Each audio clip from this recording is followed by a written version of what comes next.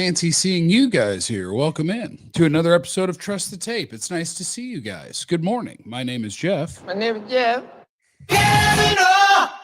It's my last name, Cavanaugh. I'm, of course, with former Cowboys scout, Super Bowl man with Super Bowl ring, and the greatest drafter of all time, the great and powerful Bryan Broaddus. Hey, Bri. How you doing this morning, Bri? It's good to see you. Thank you, Jeffrey. Doing great. Appreciate that. I like your Crown Global Media hat. Make sure that you're following Crown Global Media on YouTube to see all of the best content from Bryan Broaddus. I think you should do a whole show with it cocked off to the side like that. Yeah. I think that would be a nice show. I think that would be really good for entertainment value. Got one of my hoodies on too. You got to do an all right hoodie. See, I'm going Haymaker hat, DLLS hoodie. So we are all merched up for all. We're merched up today. All different things. We're doing our best. We're doing our best. Brian, do you have any crypto advice people wanted to know? Absolutely, man. Don't whatever my Twitter account's telling you to do, make sure you do. Do not do that. Do not do that. He's been hacked. I've been hacked. I have been hacked. Yes, I have. I have been hacked. Have you had great success in your crypto adventure, though? Are you making a lot Evidently, I bought a new truck. I got a big new truck they also talked about. So I'll tell you, I just, you know what, working through it, it's, you got to kind of let the thing take its course. I've been trying to get in, trying to fix things. And just as long as there's not any explicit messages and stuff, I hope that people know that I've been hacked. I've been trying to get the word out there that, so actually it was a breach, I believe, from our friends over at the Texas Motor Speedway. Their media thing got breached. So I think that's how well, because I used to, I have to get credentials and stuff like that. So the password and all those things, when you breach, sometimes you keep saying password things. They tell you to change. Yeah, change different passwords and stuff. So I don't know what you're saying. I'll tell you what, I'm going to the thing where I'm going to do face recognition. That's what I'm going to start doing. Well, I got to tell you, Brian, what was I trying to get into the other day? And you couldn't do it because of face recognition? It was an account of something that I hadn't been logged into in a while. And the last time I logged into it, I had a different phone. And so it was like, was it like bicycling, golf? I don't remember. Maybe it'll jump in my head. All these adventures you're always on. What did you do that you hadn't done in a while? I got it. Ring doorbell camera. Okay. There we go. I have DFW security from back in the day, right? Yeah. So I have all that, but I have a different doorbell cam just for the hell of it. And so I was trying to get logged into my doorbell cam. And it was like, all right, we sent a thing to your email. And then I go to my email because I don't know my password and you got to do the password. So I go to my email and I click the little thing and it's like, all right, we're going to go change your password. Before you change your password, we need to make sure it's you. And I'm like, well, I'm in my email. It's me. And it's like, no, why don't you go log in on the last device you logged in on? I don't have it. It doesn't exist. It's hard to log into stuff these days, and I understand that that's for a reason because there's a lot of tomfoolery out there. A lot of evil folks out there. It wants me to triple thingy. Like, just let me into my stuff. That's all I want. I just want into my stuff. Yeah. It's not easy, but you got to protect yourself out there, man. There's people want to harm you. That's why I carry a sword. That's why I open carry a two-handed bastard sword. Did I tell you that when I was watching film, like the last couple of years, I think this has been a couple of years trend, when these defensive backs do the seatbelt, I thought that was a sword. I thought they were putting the sword away. I thought they were sheathing. I thought they were killing the beast and putting the sword away. And everybody's like, "No, you dumbass! They're doing the seatbelt." I think I thought it was a sword. I go, man, I like that. I was kind of thinking the Game of Thrones era, people like kind of picking stuff up. And I'm like, all these kids are doing they're putting their swords away. I love it. And so, but unfortunately, it's not that at all. It's the seatbelt thing. So here we are. I learned something. I think it'd be way cooler if one DB came out and just said, yeah, you guys have it all wrong. We are not doing a seatbelt. We are sheathing our coverage sword. And that's what I was, because they won't let you do the throat thing. That's not good. Yeah. So I was thinking something different is you're putting your sword away after killing the monster. That's kind of where I thought that was going, but turns out CD's thing had some gangster to it, so that had to go away. Yeah. I thought he was just sniffing. Yeah. I need one of my corners in this college, that we're watching to say, oh no, man, it's a sword. I'm slaying the dragons is what I'm doing. Dude, that'd be amazing. There's a reason I own a sword, and the details on why I own a sword it doesn't matter. But don't need to be there. I got a big old two-handed sword, and I'd love it if it turned out that was what they were doing. You want to start with how the Cowboys are going to beat the crap out of Minnesota, and we're going to see if Philadelphia collapses, or you want to start with Jeff's mock draft roundup? Let's go Minnesota first. Okay. Is Tyler Guyton going to play? Are we okay? Don't think so. Don't think so. Are we good on our Nate Thomas experience, or do you have hope? Well, this is what's different, and this is what's different about playing Brian Flores and the Vikings. It's coming. The Vikings aren't 4-8 because of their defense. They're 4-8 because of their offense, and namely their quarterback. Yep. When they played with Sam Darnold, they were a pretty damn good football team. And I think Brian Flores has forgotten how to call defense. This is going to be the challenge this week. And it's going to be coordinated blitz packages that you haven't seen all year. And so now he's going to test you with your blitz pickup. He's going to test you with your communication. He's going to test you with your coordination of being able to adapt to what he's trying to do. Been on a couple of platforms where I was telling people that I'm watching them play the Cincinnati Bengals, and it's Browning is the quarterback for the Bengals at the time. Hell yeah, and Browning, let's go. They walk up, he walks to the line, and he sets a play, sets his protection, what he sees with Minnesota. This is all while the play clock's going down. He sets the protection. Minnesota then jumps into another look. He has to walk back up and reset the protection. Minnesota then walks into a third look. They did 3 looks on one play to get a sack. That's the challenge that you're going to face this week. Our good friend Voch Lombardi said this perfectly. You got to feel blessed that this game's at home because of what Minnesota does to you, the noise factor. Dak is going to have to be on it. Williams is going to have to be on it. The tackles that struggled last week against the Detroit Lions are going to have to be on it because you're going to get pretty heavy blitz first and second down, and then you're going to get zone coverage played behind the blitz. You usually feel like that, oh, wow, you're going to get man, but he actually plays zone behind all the blitzing he does. So it's a unique situation. It is one of the most coordinated blitz packages that I've ever seen when it comes to, Dallas's blitz package is to run a linebacker into the B gap and hope for the best. This one's occasionally Reddy Stewart comes off of the nickel. Yeah. Occasionally. Well, that's occasionally, but this one's you would marvel at, and this is going to be the challenge. Yes, their offense has struggled because of the quarterback play, and hopefully your defense will hold up against that. But now your offense has got to. I think this game has got a possibility of being really close, just because you're going to have moments where, oh damn, they got us, kind of a thing, And if Dak, man, he can navigate things. He can navigate it.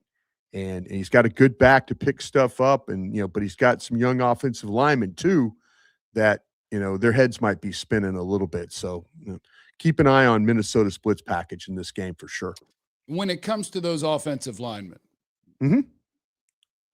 don't worry about the fact that almost everything that I think about now accidentally turns into draft talk. Okay, don't worry about that.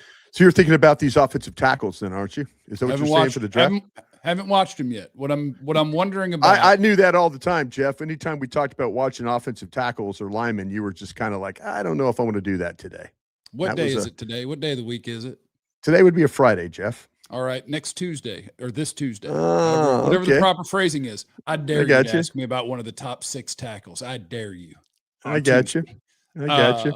Because I just wonder, I feel like what we're going to do with the Cowboys is we're going to see mock drafts, and these mock drafts are going to pick a bunch of positions over and over and over. Yeah. And just because they have used picks on Smith and Guyton Yeah.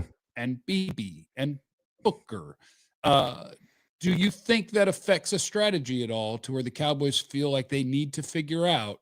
Because I don't think Terrence Steele will be here next year. It's my guess. Probably not. I think he'll be a cap casualty. I've now seen Nate Thomas a good amount. I don't feel good about that. Do you think a first-round pick on another offensive lineman is a possibility, or do you think Jerry thinks like the fan base where it's like, damn, bro, how many first-round offensive linemen you need?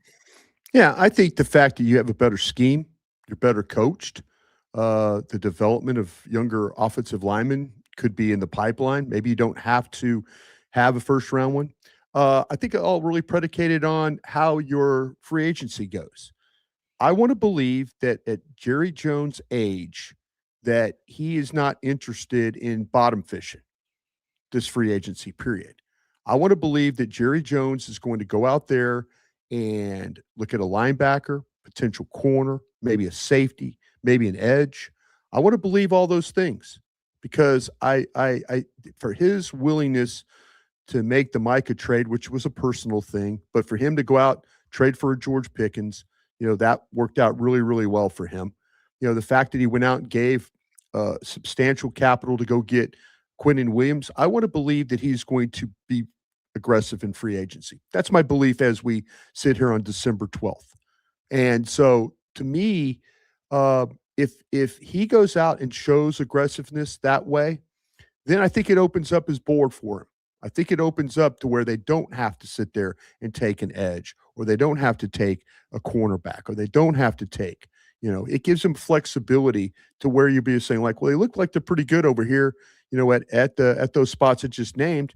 Maybe the offensive tackle is the best player on the board there when they're picking it, whatever their first pick is going to be, somewhere probably between 15 and 20 right now.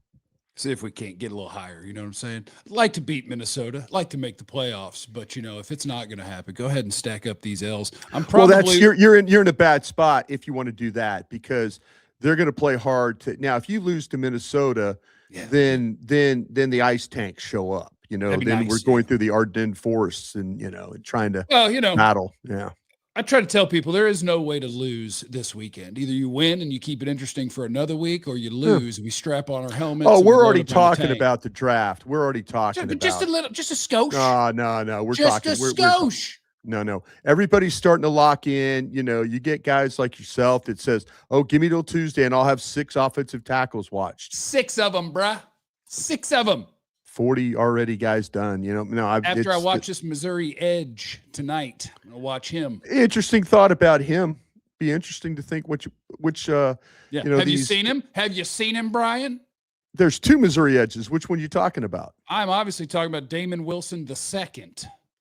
I was talking about Zion Young is who I was talking about. See? Yeah. See? See, there's a couple of guys. Like I said, I haven't seen him. I was just reading a mock draft. Okay, I got you. That's who they have Dallas taken, right?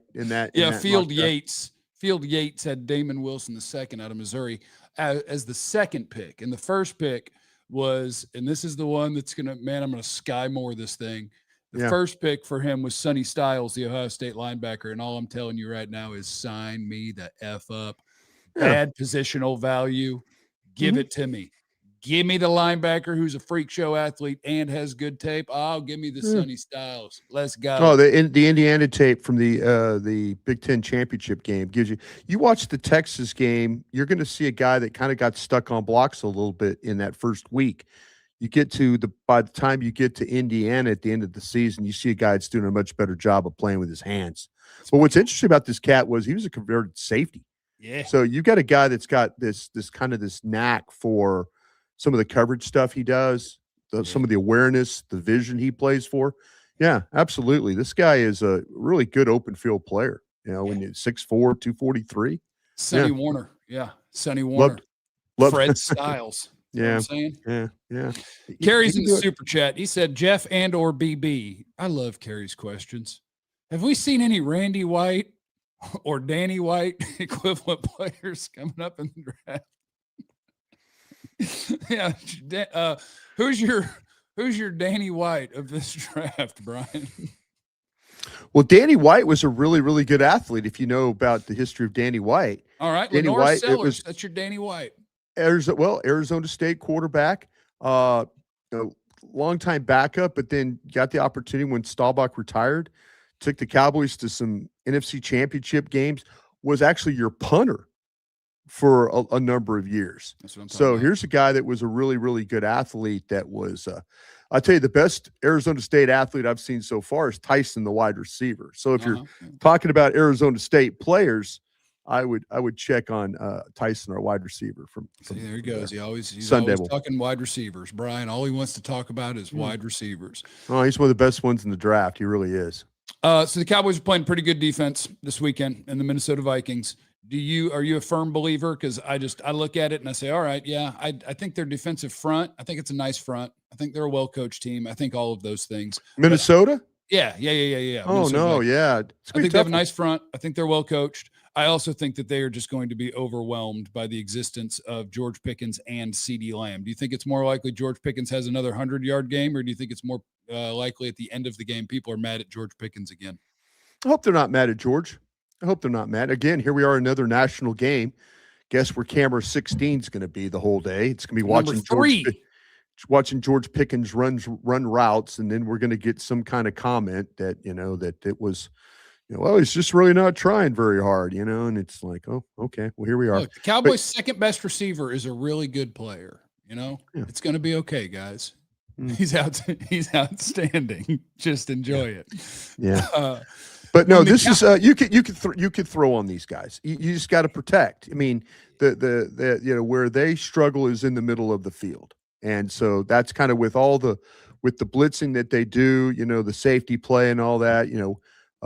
Harrison Smith and all that. Harrison Smith's played 100 years in this league, and they play a lot of base. They don't play a lot of nickel. I mean, that's kind of, they just match up with their guys. You see the zero coverage stuff, zero cover blitz, where they match up, and then here comes the blitz. It's going to be a matter of if Dak if they could block, again, we say this, if they block this front and pick up blitzes, yes, they can absolutely make plays on the secondary.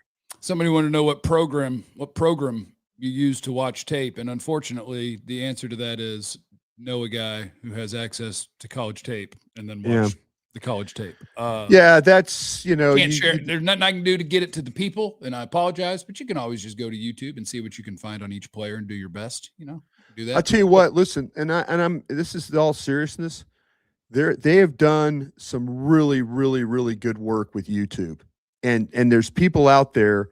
Just search the game. Put Georgia versus Alabama. Yeah. And you will get a quality TV copy that will focus in on the line, but you get replays. If you're looking to evaluate offensive, defensive linemen, linebackers, corners are a little shaky, but there's people that are now cutting this stuff up. And there's some people that are putting good and bad tape together where it's like good plays, bad plays. So you could watch, you could at least get an idea about how a guy plays through the quality of some of this. I can't remember the guy's name. It used to be a barrel roll is the guy. Okay. Yeah. But I'm saying, there was guys on YouTube, and then he switched to another guy where it's a guy named Fish now does it, not Mike Fisher, but another Mike Fisher out there grinding the college tape. No, but there's people that have taken it over, and they've got these games. They've got all the big games where you can actually learn about these guys. Watching. So I encourage people, you might not have access to the all 22, but you surely can learn about players. Cowboys, when they are trying to stop the Minnesota Vikings offense, the Minnesota Vikings offense has been bad. The reason they've been bad, their quarterback's not any good. So quarterback struggle. He did throw 3 touchdowns. Got the ball out quicker. A lot of space. The Commanders play, they play some off coverage, and all of a sudden, Jefferson and our guys, Addison, they get it kind of rolling. These guys will get open. Hawkinson, they'll get open. Quarterback has trouble getting them the ball. You just don't want this to be the game where all of a sudden he throws the ball down the field. He's just not accurate throwing the ball down the field. Yeah, I think for me, you don't want that to be the game. You don't want this to be the game where all of a sudden he kind of figures that out. And until further notice, I think the Cowboys are still people's get-right game. So if JJ McCarthy can throw the ball decent, I got a chance. I do think that there is the chance that Justin Jefferson goes for 120. I think Jalen Naylor hit you on one where everybody forgot to cover him. I think Addison's a good player. Yeah. I put my faith in the Cowboys offense to score enough points and to move the ball that they can win this game. Home game helps. Yeah. But I would not be surprised at all if after this game, it's like, oh, maybe JJ McCarthy's okay. And it's like, no, he's not okay. Your pass defense makes the bad people look really, really good. So I do worry. I actually worry about their bad passing game because. I agree. I agree with you. Yeah. I'm not trying to blow smoke up your ass guy. I'm just saying that I think the biggest problem against the Vikings this week is their defense. Sure. And then now, if their offense all of a sudden figures it out against your defense that has been at times struggling in the secondary, and likely will be without Diggs, again. I thought he was ready, Brian. I thought Diggs was ready. I thought he was healthy. I thought he's been practicing. What's going on, man? Well, what does your guys say about Diggs? You sit there with two guys that have opinions about this. Look, Diggs is different, man. Just don't worry about Diggs. I haven't talked to Clarence in 2 days because I've had personal things going on, but I will be at work today and I'll see what he says about Diggs. But I mean, it just sounds like when people talk about Trevon Diggs, it's the same things that we've been talking about for 3 or 4 years.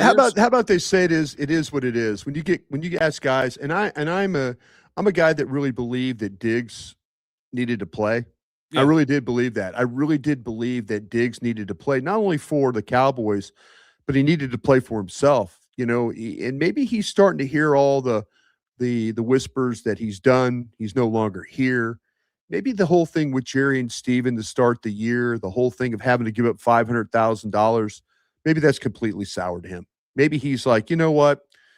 F you guys. I'm done. Just, don't make me active. I'll sit this thing out. I'll be healthy. I'll be ready to go. I'll go sign a veteran minimum somewhere and go play football. I might be where he's at right now. But, there's people that are saying, and I thought he would want to get back and prove to people that he could play. Yeah, you're going to get cut. I would think you would want a month of good tape. Jeff, it didn't bother him when they took $500,000 away. Yeah. That we should have known right then and there that it wasn't. And I wanted to believe. I got fooled by this guy. I got fooled by a guy that played at one of the best programs in the country in Alabama. And really thought, this guy loves football. He wants to play football. He's a football player. I believe now that we're to the point, and again, I've been wrong about this guy a bunch, but his desires, the Cowboys' desires right now, it doesn't look like they match. They just do not match. And so, we'll see. We'll see if he gets active, and if he's not active this week, I don't anticipate him playing at any other time. I really don't. Ooh. How would you evaluate what Savone Revel has put on tape so far, and how much of it do you think is on him, and how much of it do you think is Eberflus and them asking him? Like, here's the thing. How many games did that kid play in would he play 4 games? 7? Play 4 games? No, I mean, no, seriously. He's played 4 games in like 20 days, right? Coming off a major knee injury, rehab and all the questions. And this kid has shown up. Let's not act like he hadn't shown up. Detroit. Amon-Ra St. Brown will make you look bad. Williams will make you look bad. They're he's dealing with his brace. He's dealing with his confidence a little bit. Raider game, Kansas City game, Philly game. That kid was a good player for you. He went out there and played. I think to me, the Detroit. If you don't pressure golf, you're going to get freaking crushed. Yeah. You're going to give up plays. And listen, people are like, well, Dan Broaddus, you had him as your top corner. Yeah, he still is. Love the kid. Think he's going to be a great player for you. I really do believe that with all my heart, because I feel like he's competitive. He's tough. He's willing to tackle. He just had a rough game. But did Bland have a rough game? Everybody that's playing this secondary has had rough games. You know, give the kid a chance. These kids played 4 games in like 20 days. And now we're going to be critical about it. And I'm not saying you're being critical. Yeah, who are you yelling at is what I want to know. I'm yelling. I'm just yelling at the. I'm just yelling at the fact that all of a sudden this guy can't play football. You know, and that's not the case at all. This kid's a really, really good football player, and he lined up against some quality receivers, and he's shown up. But yeah, he caught a bad hand the other day. Hell, he could catch another bad hand this Sunday night. Addison and Jefferson are no joke, you know. Yeah. But their quarterback sucks. You know? So it'll be a little bit different. Yeah. Dro Nose is in the super chat. Keldric Faulk really impressed me in the Iron Bowl. Went up against Proctor. That's the Alabama offensive lineman. Won some, lost some. He plays the run as well as he plays the pass. Dro Nose is deep in the scout game. He's coming at you. Brian, are you disagreeing with Dro Nose? I'll tell you what. I like the fact that Dro watched the Iron Bowl, and it's a great tape to evaluate because of the Proctor factor there. And the thing that bothers me about Faulk is he's a 6'5", 285-pound guy that I don't think is very twitchy. You know, I think he is he looks to me like, and this is my old school way of evaluating, he looks like what we used to have with Chris Canty and those kinds of guys, the guys that are kind of those 5 technique, head up, you know, play the run really well. But I don't see a really, really twitchy guy. And I think Dallas has got some guy. And this is what's been amazing about Donovan Ezaraku. Donovan Ezaraku has been a better run defender than he has been a pass rusher, you know, and he's kind of taken over that role, you know, that we kind of thought, well, who's going to be the Tank Lawrence replacement? I know, you know, Marshawn Nealon was a guy that was kind of earmarked as that particular player at a time. But you look at Donovan Ezaraku, and I think I've been more impressed with him as a run defender than I have been as a pass rusher. Faulk to me is like, I'm thinking twitchy pressure guy. You know, give me the guy like Howell at Texas A&M. Give me somebody like that that's got that ability to explode off the edge, bend the corner, and then get in on the quarterback. Alex in the super chat, do you think Shoddy could convince Jerry Jones to replace Eberflus? Everybody's that's what's going to happen. If this thing goes down, if Matt Eberflus is replaced, I don't think Jerry Jones wants to replace Matt Eberflus before continuity. I don't think he does.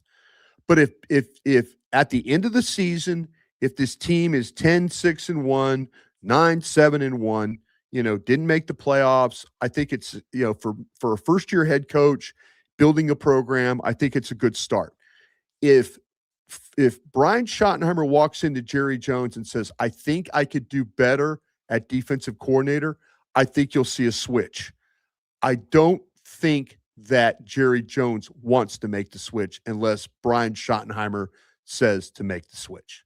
That's Don't be afraid, Brian. You know, you're the head coach of the Cowboys. Have an opinion, brother. Walk up in there and that's what I'm saying. He got to go. He, you know what? The front office recommended Matt Eberflus. And this is the problem that Shoddy had going in.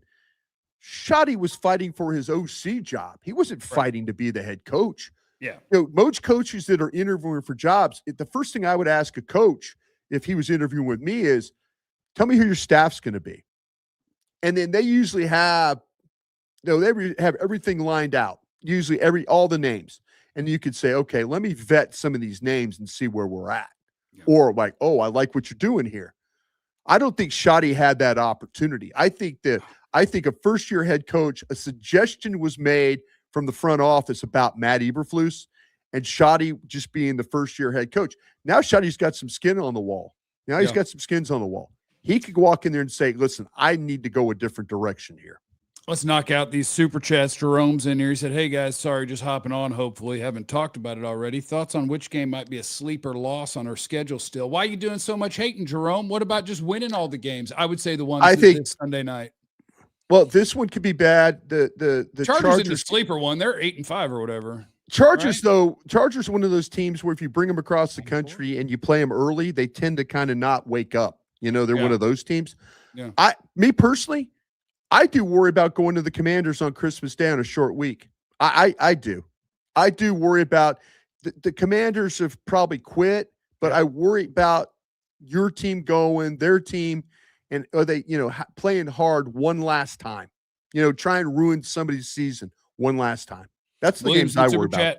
Will the Cowboys defense turn McCarthy into an all-pro and give up a 100-yard receiver? I don't think they'll turn McCarthy into an all-pro, but don't be surprised if Justin Jefferson goes ham. But here's they've got a chance. I think also with a really bad offense and a really bad quarterback play, it's very tempting to quit as a wide receiver. So all you need is Justin Jefferson to not start hot, get you about 2 dirt balls early in that game, and watch that dude's route running. Just be like, I'm good here, dude. I'm not trying to do all this. CC Black, please move on from Eberflus. Get Todd Bowles. I mean, get anybody. Todd Bowles that's a name. Absolutely. That's a name. Somebody asked who made the flag that is behind me, the Cavanaugh flag. That's an FC Dallas flag. Back in the day when we went out and did a scarf there, Brian. Yeah, they made me a scarf. That's a Cavanaugh FC Dallas scarf. So go Dallasans. Do we have a team name or is it just FC Dallas? We don't do mascots in soccer. I don't think we mascotted up at FC Dallas. I think we're just FC Dallas. Go FC Dallas. I think they got a bull. I think they've got a bull on their logo, or they did it one time. They had a bull. Go Bulls. Thanks, Brian. Have a great day. Everybody remember you're trusting the tape, okay? And if you don't trust the tape, then what in the world are you trusting? Remember, you have no idea what anybody's going through. Follow Crown Global Media on YouTube. Be cool to everybody. Love you. Be easy. Bye.